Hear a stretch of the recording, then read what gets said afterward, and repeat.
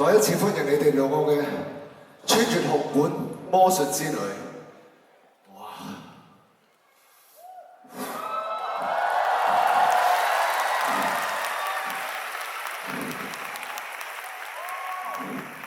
呢個畫面係我決定做魔術師嘅時候第一日，我就覺得我會做到。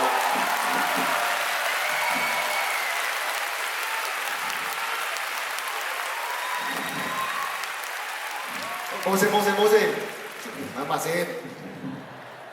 原來夢想係真係有機會成真。Once， 今次我呢個 show 名叫做 Once 穿越紅館魔術之旅。點解叫做 Once 咧？好多嘅第一次，當然係我嘅第一次啦。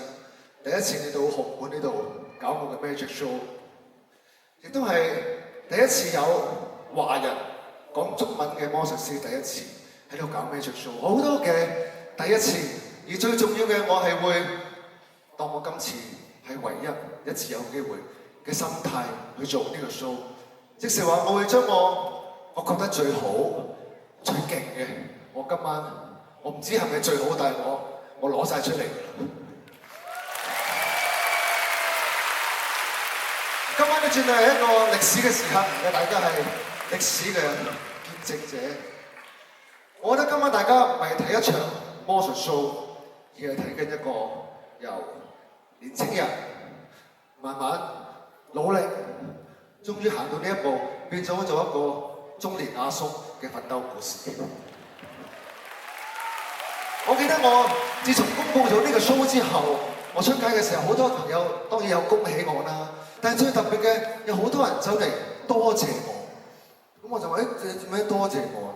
佢同我講：首先多謝你嘅係，我終於睇 magic show 喺香港，唔使聽英文，聽廣東話啦。第二嘅，好多人都同我講嘅話，因為你話都俾我聽，原來真係有機會做到魔術師，可以做到一個唔錯嘅地位。原來好多小朋友，即係而家唔係小朋友啦，好多以前嘅小朋友而家變咗大人啦，都會有一個魔術夢，但係礙於好多唔同嘅原因條件，佢哋做魔術師，佢哋將佢嘅夢想投放咗喺我身上。講真，點會係你多謝我啦？係我多謝你哋每一位入場觀眾嘅真，多謝。